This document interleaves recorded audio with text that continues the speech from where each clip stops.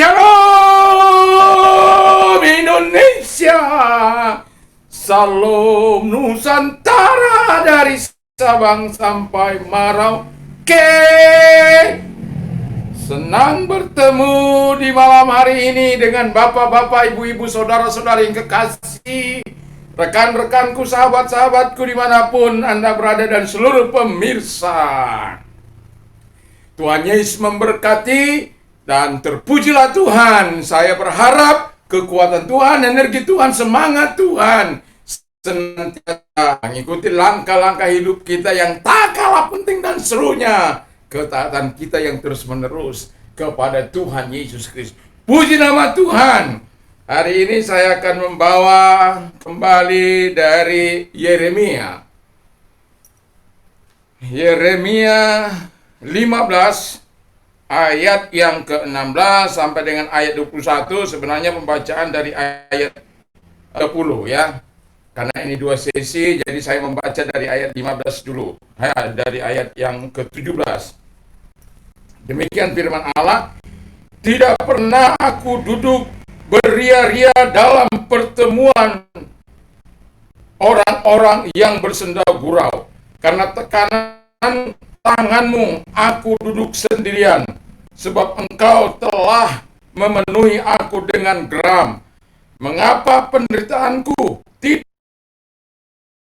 lukaku sangat payah sukar disembuhkan. Sungguh engkau seperti sungai yang curang bagiku, air yang tidak dapat dipercayai. Karena itu beginilah jawab Tuhan, jika engkau mau kembali, aku akan kembalikan engkau menjadi pelayan di hadapanku. Dan jika engkau mengucapkan apa yang berharga dan tidak hina, maka engkau akan menjadi penyambung lidah bagiku.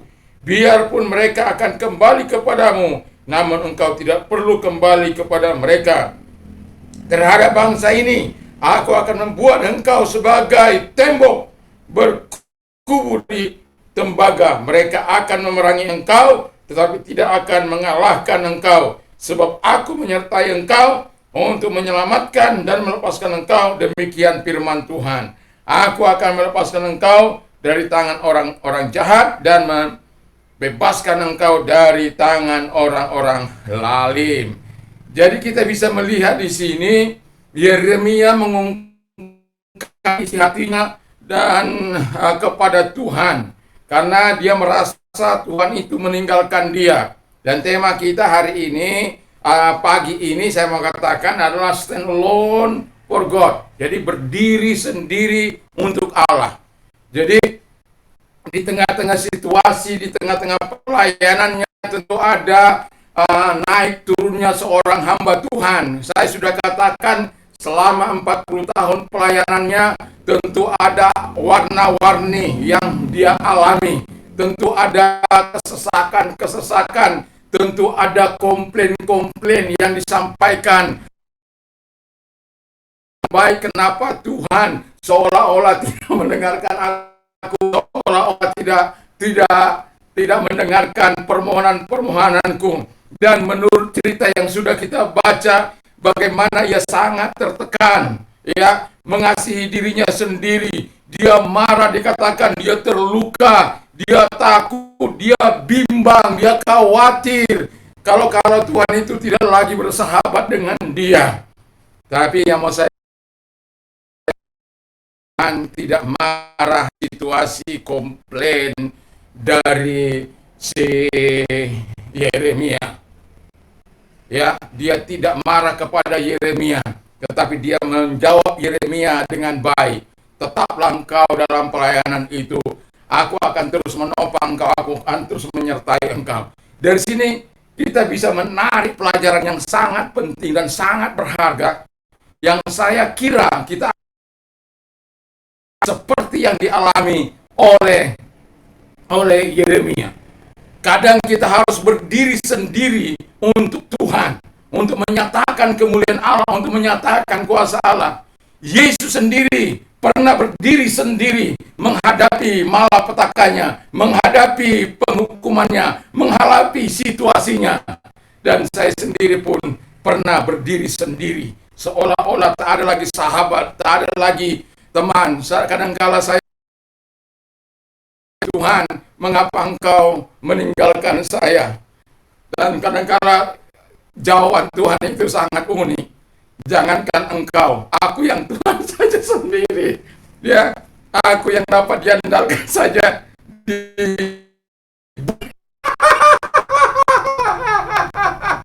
Lalu siapakah?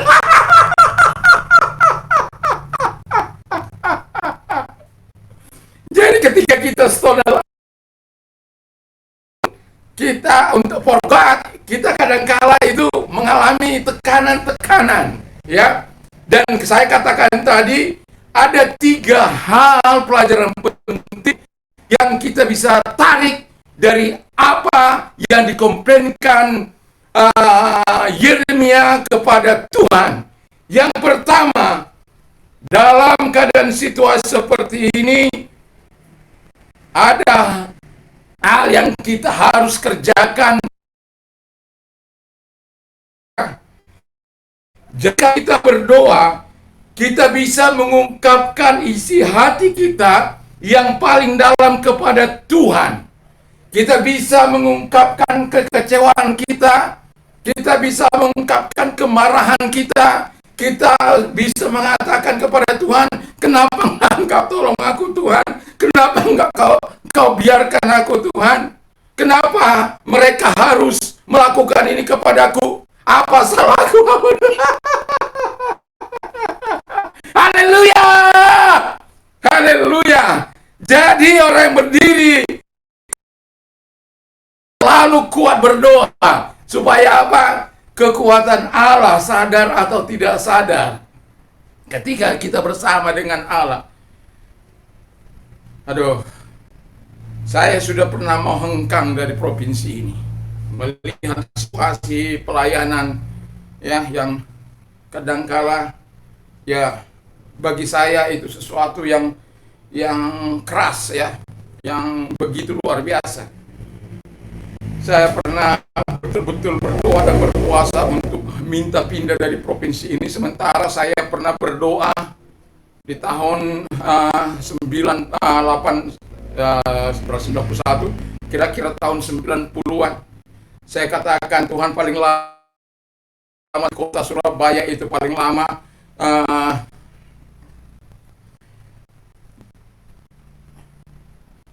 2 tahun.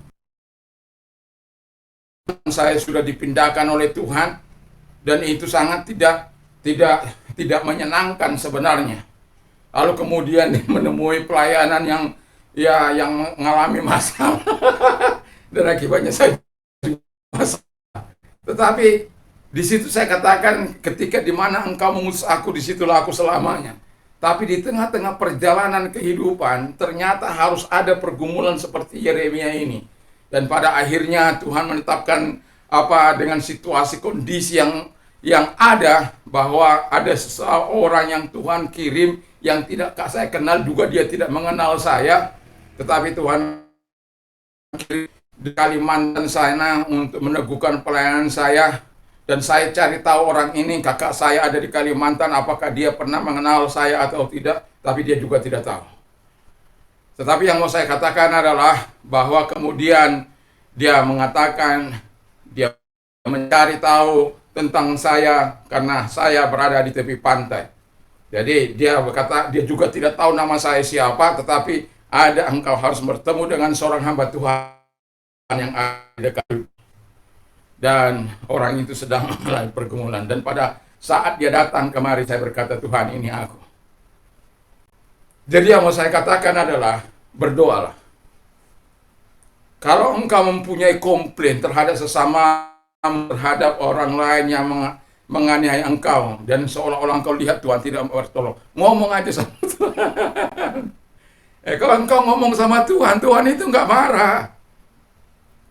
Tapi jangan kau persalah Tuhan, jangan kau ungkapkan saja, kok Tuhan nggak tolong saya sih ini dalam kasus ini, dalam masalah ini, kenapa? Kenapa Tuhan? Apa salahnya? Kalau aku salah bilang dong, biar aku buat gitu, biar aku mendapat kasih karuniamu. Aku sungguh mau bersahabat dengan engkau. Jadi berdoa. Terus yang kedua, dari ini kita bisa mendapat pelajaran yang kedua, Tuhan selalu mengharapkan kita percaya kepada Dia dalam situasi dan kondisi apapun. Termasuk seolah-olah Tuhan berdiam diri, tidak mau mendengar engkau, tidak mau mendatangi engkau, tidak mau memberikan penghiburan bagimu. Firman-Nya seolah tertutup bagimu, dan kekuatannya seolah-olah tidak ada dalam hidupmu. Ingat, Tuhan selalu mengharapkan engkau percaya kepada Dia. Itu sebabnya kita penting berdoa, dan Tuhan punya harapan bagimu. Jadi jangan sedikit-sedikit menyalahkan Tuhan. Saya tahu beratnya pelayanan Yeremia ini. 40 tahun di ayat aku melayani Tuhan dengan baik. Tapi kenapa Tuhan biarkan saya marah? Mengapa luka aku nggak sembuh? Mengapa orang terus mengancam aku? Mengapa orang terus mengejar aku? Tapi Tuhan katakan, harus tetap kuat dalam pelayanan ini. Engkau, walaupun seolah-olah engkau sendiri, sebenarnya Tuhan mau katakan begini, aku menyertai engkau. Cuma apakah engkau teguh kalau aku seolah-olah dia melihat, oh bagus anakku, bagus. Kau sudah ngomong begitu, bagus. Kau tidak ungkapkan itu ke sana, tapi engkau ungkapkan itu kepadaku, bagus. Begitu Tuhan itu, haleluya. Jadi, saya paling gak suka mengeluh kepada manusia. Jangankan kepada manusia, kepada istri saya saja. Yang namanya mengeluh itu, tidaklah. Saya lebih suka mengungkapkan apa yang tidak bisa saya ungkapkan kepada Tuhan. Dalam situasi seperti itu, kadangkala saya tengah malam harus datang kepada Tuhan.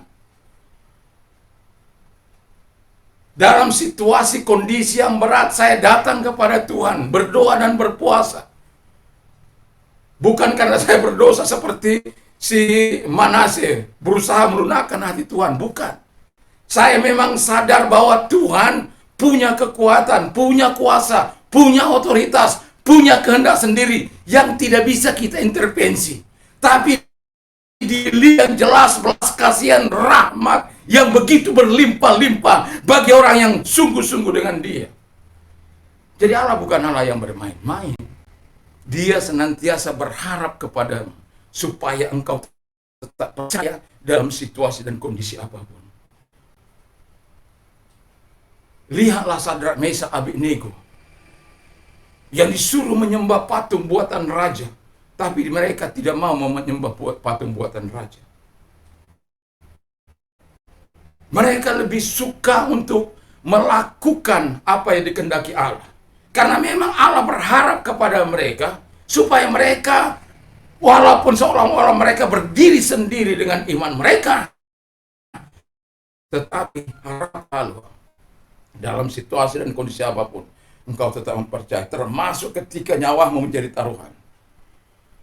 Makanya di dalam berita laporan MD, saya menuliskan di situ, rekanku MKC, dan saya bilang, roh kemuliaan sedang turun kepadamu.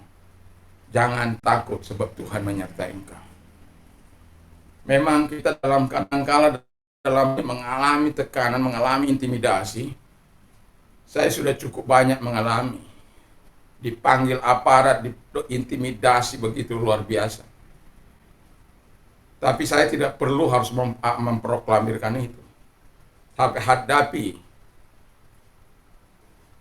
Kenapa? Bahkan saya katakan waktu peristiwa 171, saya rela kehilangan nyawa saya asal bisa menegakkan nama Yesus. Sampai dibilang kamu arogan, sombong, sok. Tapi saya katakan demi nama Yesus, saya tidak melakukan yang jahat. Saya tidak melakukan dosa. Saya hanya melakukan bagian saya untuk membina umat. Tapi saya diperlakukan tidak adil, baik oleh masyarakat, baik oleh aparat pada waktu itu.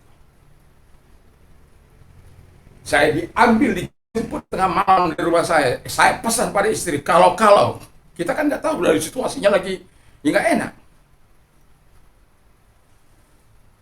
Tetapi saya bersyukur bahwa Tuhan senantiasa menyatakan kebaikan. Kenapa? Tuhan berharap kita terus percaya kepada Dia dalam situasi dan kondisi apapun. Yang ketiga, yang kata firman Allah adalah bahwa yang ketiga dari sini kita bisa mengambil kesimpulan, kita harus sadar bahwa kita ada di sini, ada di dunia ini untuk memberikan pengaruh kita untuk membawa mereka kepada Tuhan. Bukan keamanan agung supaya Tuhan kita menjadi saksi, menjadi terang.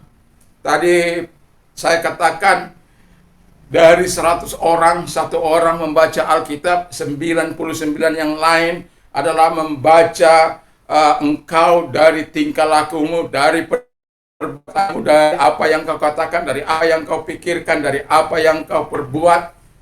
Orang akan membacanya. Dan itu sebabnya Paulus katakan, jadilah suratan yang terbuka yang dapat dibaca oleh semua orang. Tidak ditutup-tutupi. Kalau perilaku kita, perilaku zina, perilaku pencuri, pembohong, dan perilaku yang tidak memuliakan Allah, maka kekristenan itu akan menjadi aib. Kekristenan itu akan diaibkan. Tapi kita bersyukur bahwa Tuhan akan senantiasa mengingatkan kita untuk kita hidup menjadi alat di tangan Dia, memberikan pengaruh. Kita ada di muka bumi ini bukan secara kebetulan kita ada. Tuhan punya rencana agar engkau memuliakan Allah, agar engkau mengagungkan Allah, sekalipun seolah-olah engkau berdiri sendiri, tapi engkau berdiri untuk Tuhan. Tuhan akan terus menjaga engkau, Tuhan akan terus memelihara engkau. Tuhan akan menyatakan kuasanya dalam hidup. Tuhan akan menyatakan kemuliaan dalam hidupmu. Jadi teruslah melayani Tuhan, teruslah hidup dengan kepercayaan yang teguh, teruslah berdoa, dan teruslah memberikan pengaruh. Kalau tidak bisa engkau memberikan pengaruh dengan perkataanmu, setidak-tidaknya perbuatanmu dapat menunjukkan pengaruh di mana Yesus engkau sudah alami dalam hidupmu, di mana Tuhan telah melahirkan engkau kembali, dan orang bisa melihat bahwa Yesus ada dalam hidupmu. Jadi kalau orang yang stand alone for God, dia siap dan mempersiapkan dirinya untuk terus bisa menjadi alat di tangan Tuhan. Harapan saya, doa saya, kita semuanya bisa berdiri untuk dekat bagi Tuhan dan bagi bangsa-bangsa dan bagi kita. Mengasihi dan saling mengasihi. Itulah kuncinya. Saya mengasihi Anda, Anda mengasihi saya. Dan terjadilah sesuatu gerakan yang luar biasa. Banyak kali orang hanya mau dikasih tapi tidak mau mengasihi, hanya mau diperhatikan, tidak mau memperhatikan, hanya mau ditolong tapi tidak mau menolong. Itu egois namanya. Tapi kita yang betul-betul berdiri untuk Tuhan, kita harus siap untuk menjadi alat yang dipakai oleh Tuhan. Mari kita tunduk kepala, kita berdoa. Terima kasih Tuhan, kami bersyukur, kami berterima kasih buat berkat Allah. Biarkan firman-Mu beracara dalam hidup kami bagi seluruh pendengar. Kami bersyukur dalam nama Yesus. Dan kami juga berdoa Tuhan Yesus, agar Engkau menyatakan kebaikan-Mu bagi para pemimpin kami, terutama presiden kami dan wakil presiden, diberikan hikmat akal budi dari Tuhan dalam menjalankan roda pemerintahan di negeri ini. Roh takut akan Tuhan, keadilan dan kebenaran menjadi bagian kepemimpinan mereka, sehingga Indonesia dibawa kepada kesejahteraan, kemakmuran, dan perkembangan yang sangat luar biasa. Dari Sabang sampai Merauke, dari Miangas sampai Pulau Rote. Dan mereka-mereka yang menolong presiden kami, yaitu para menteri, para pejabat, dan juga gubernur, para bupati, wali kota, camat, lurah, semua diberkati. Aparat bersinergi membangun bangsa ini, menjaga pertahanan dan keamanan bangsa ini. Juga yudikatif, legislatif, dan eksekutif sama-sama Tuhan. Mereka menjaga bangsa ini dan melakukan yang terbaik bagi bangsa ini sebagai alat negara yang diberkati oleh Tuhan, yang dibuat berdasarkan undang-undang. Terima kasih Bapa di surga, dan kami juga berdoa buat gereja Tuhan. Biarkan gereja-Mu dapat menyampaikan suara kenabian-Mu. Bukan gereja yang diam, tapi gereja yang menyampaikan suara kenabian-Mu. Sehingga ketidakadilan yang diperlakukan kepada umatmu. Gereja harus bersuara, gereja harus menyatakan, oh Tuhan, apa yang benar. Kami kadangkala kalau melihat bagaimana situasi Yeremia, Tuhan, kami mohon kepadamu supaya Engkau tetap memberikan roh keberanian seperti Yeremia, sekalipun mungkin kami harus stand alone untukmu. Terima kasih Tuhan, kami bersyukur, kami berterima kasih kepadamu. Tuhan Yesus memberkati, dan gereja Tuhan dimanapun ada, Tuhan berkati. Gereja Pantai Kosta juga Tuhan berkati, di mana-mana sahabat kami, di ngarai, di lembah, di hutan, di gunung, di pelosok, di pedalaman, di kota-kota, di kota besar, dimanapun Tuhan, Tuhan memberkati. Dan seluruh rakyat Indonesia dari Sabang sampai Merauke diberkati oleh Tuhan. Dapatlah kasih karunia-Mu kepada mereka Tuhan, dan kemudian kepada umat-Mu Tuhan memberkati. Dan bagi orang yang sakit, kami mau berdoa bagi mereka. Kami tetap yakin dan percaya selalu ada mujizat bagi mereka. Dan Engkau yang mengatakan, aku menyembuhkan mereka. Dan itulah yang kami harapkan ketika kami berdoa kepadamu. Engkau melawati mereka. Itu sebabnya kami percaya kepadamu. Karena Engkau tidak mengenal jarak, ruang maupun waktu. Ketika kami berdoa di sana ada menyambut percaya, maka kemudian Allah bisa turun atas mereka. Terima kasih. Kalau engkau sakit COVID atau sakit apapun, dalam nama Yesus, dan oleh bilur-bilurnya engkau sembuh. Dan yakin dan percaya, selalu ada mujizat bagi orang yang percaya dan berharap ke Tuhan. Dan yang sakit COVID disembuhkan, dan juga mereka yang sakit apapun Tuhan ditolong oleh Tuhan semuanya. Buta melihat, tuli mendengar, bisu berkata-kata, lumpuh berjalan, yang tumor disembuhkan, yang stroke disembuhkan dalam nama Yesus, yang ginjal gagal dipulihkan oleh Tuhan, jantung disembuhkan, yang nama Tuhan Yesus, apapun sakit mereka disembuhkan oleh Tuhan. Terima kasih Tuhan. Dan bagi mereka yang terdampak, kalau engkau terdampak, jangan melakukan seperti yang dilakukan oleh orang-orang dunia. Tetaplah berpegang pada firman Allah. Kalau Anda membaca dalam Yeremia 15, Anda akan mengenal Yeremia bersuka cita karena firman Allah. Sekalipun kadang-kadang dia harus komplain, tapi dia tetap bersuka cita atas kebenaran. Dia hanya mengungkapkan perasaannya dengan engkau mengungkapkan perasaan kepada Tuhan. Dan Tuhan tahu persis apa yang kau butuhkan dalam hidup ini. Dan Tuhan masih menolong. Dan itulah sebabnya engkau nyatakan itu. Kalau engkau mengalami hal yang berdampak, Tuhan siap menolong engkau. Kalau engkau orangnya, angkat kedua belah tanganmu. Mari kita berdoa. Tuhan, lihat mereka yang mengangkat tangan mereka, tolong mereka, dan engkau Allah yang menguatkan mereka. Bukankah engkau yang berkata, serahkanlah kekuatan aku yang melihara engkau, dan kami percaya itu Tuhan. Dan engkau yang yang telah berkata, aku memberikan kelegahan kalau kami datang kepadamu. Tuhan menolong mereka. Dan terima kasih sehingga setiap kami dapat berkata, segala perkara dapat kutanggung di dalam Dia yang memberi kekuatan kepadaku. Karena Tuhan, kami yakini ketika kami menikmati kekuatan urapan Allah, kami akan melihat jalan-jalan Tuhan yang kau nyatakan dalam hidup kami. Apa usahakan dalam ketaatan, engkau akan bela itu semuanya Tuhan. Terima kasih, kami bersyukur dalam nama Yesus. Kalau engkau mau mengalami lahir baru, transformasi dalam Tuhan, kalau engkau orang yang taruh tanganmu di dada, nama Tuhan Yesus, mereka yang menaruh tangan mereka di dada, yang mau, oh Tuhan, mengalami transformasi ilahi seperti engkau datang kepada Saulus, engkau berjumpa dengan Saulus, berjumpalah dengan mereka yang menaruh tangan mereka di dada, dan engkau hadir bersama dengan mereka, urapi mereka, ubahkan mereka. Mulai saat ini adalah hal-hal yang menyenangkan hati Tuhan, yang menyenangkan sesamanya, dan mereka akan menghindari hal-hal yang jahat, karena Tuhan bersama dengan mereka, kekuatan Tuhan menyertai dengan hidup mereka. Terima kasih Tuhan, kami bersyukur, kami berterima kasih kepadamu dalam nama Tuhan Yesus Kristus, karena engkau datang bukan mencari orang benar tapi orang berdosa. Dan kalau engkau mau menerima Yesus, mari kita berdoa dan dengarkan firman Allah. Di kolong langit ini tidak ada nama lain yang diberikan kepada manusia yang olehnya kita diselamatkan selain dalam nama Yesus. Jadi keputusan untuk menerima keselamatan dan hidup kekal itu sudah tepat karena engkau mau percaya kepada Yesus. Dan mari kita berdoa. Tuhan Yesus, saya sadar saya orang berdosa, saya butuh Tuhan. Saya mengaku segala dosa dan kejahatanku, Ampunlah segala dosa dan kejahatanku yang pernah kulakukan di hadapan Tuhan dan di hadapan sesama. Dan Tuhan, sucikan hambamu dari dosa dan kejahatan. Sekarang kubuka hatiku untuk Tuhan, masuklah dalam hatiku, menjadi Tuhan, menjadi Raja, menjadi penguasa dalam hidupku. Dan ku bersyukur, ku berterima kasih.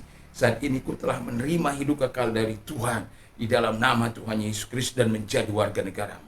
Dan engkau orang-orang muda, jangan gunakan masa mudamu untuk hal-hal yang sia-sia, tapi gunakan masa mudamu seperti Sadrak, Mesa, Abednego, seperti Daniel, seperti Nehemia, Yusuf, seperti Timotius, Paulus, dan seperti Epaphroditus, Stefanus, dan juga seperti yang lain-lain, dan seperti Samuel. Dan kalau engkau mau bergerak juga dalam bidang non formal seperti Ayub, Yakub, Ishak, Abraham, Tuhan melakukan itu bagimu dan bisa, karena engkau mau menyerahkan hidup kepada Tuhan. Pelajarilah apa pelaku-pelaku yang saya katakan ini. Ada yang bergerak dalam bidang rohani, ada yang bergerak dalam bidang non formal, dan semuanya mereka adalah alat-alat yang dipakai oleh Tuhan untuk membangun negeri, untuk memajukan di mana mereka ada, negeri di mana mereka ada. Terima kasih Bapak di surga, terima kasih. Dan itulah sebabnya Tuhan tolong sehingga orang-orang muda punya wawasan, punya cakrawala berpikir, paradigma yang baru, yang disertai takut akan Tuhan, yang melakukan keadaan dan kebenaran sepanjang hidup mereka, melakukan apa yang baik dan benar di mata Tuhan. Dan apabila mereka dipercayakan dengan bangsa ini, diberkatilah mereka, dibawalah Indonesia kepada kemajuan yang lebih. Terima kasih Bapak, dalam nama Yesus kami bersyukur dan berdoa. Haleluya, amin. Bagi selamat, dan bagi kita yang sudah mengalami pertolongan, Tuhan Yesus berkati. Dan saya mau katakan kepada kita, damai sejahtera Allah yang melampaui segala akal akan melihara hati dan pikiran kita dalam Kristus Yesus. Dan iman timbul dari pendengaran firman Kristus. Berbahagialah orang yang mendengar, menyimpan dan melakukan firman Allah dalam hidup. Apa saja yang orang lain ingin lakukan kepadamu, lakukan jugalah demikian kepada mereka. Dan aku akan mencukupi segala kebutuhan menurut kekayaan dan kemuliaan dalam Kristus Yesus.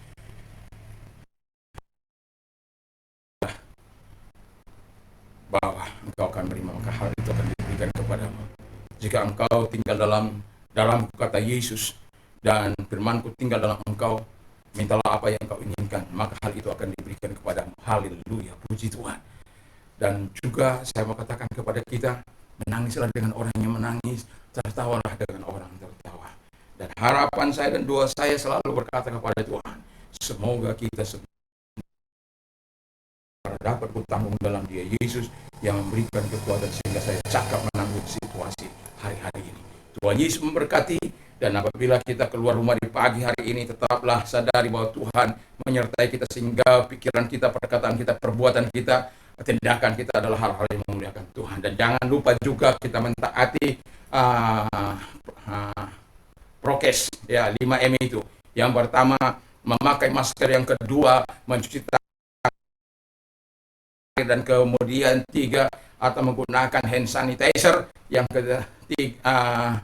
ketiga menjaga jarak, yang keempat menjauhi kerumunan, yang kelima mengurangi mobilitas, dan yang keenam yang tidak kalah pentingnya adalah berdoa untuk dirimu, berdoa untuk keluarga, berdoa untuk masyarakat lingkungan, berdoa untuk masyarakat, berdoa untuk bangsa dan negara ini. Dengan satu harapan kita bisa melewati pandemi ini, bahkan kita berdoa supaya pandemi ini segera berlalu dari negeri kita, sehingga kita sebelum terjadinya pandemi kita bisa lakukan dan nama Tuhan dimuliakan. Tuhan Yesus memberkati. Dan bagi Anda yang mengedar narkoba dan pengguna narkoba, stop. Tuhan sangat mengasihi engkau, bertobatlah. Tuhan bisa pakai hidupmu untuk menjadi alat di tangan Tuhan. Serahkan hidupmu. Kalau engkau tinggal dalam kebiasaan ini, narkoba akan bisa menghancurkan hidup, menghancurkan masa depan, menghancurkan keluarga, menghancurkan bangsa dan negara ini. Itu sebabnya katakanlah tidak kepada narkoba, iya terhadap kebenaran, dan Yesus. Dan Yesus akan membebaskan engkau dan memberikan hidup yang betul-betul sejahtera, damai yang begitu luar biasa. Tuhan Yesus memberkati. Salam Indonesia, salam Nusantara. Haleluya. Amin.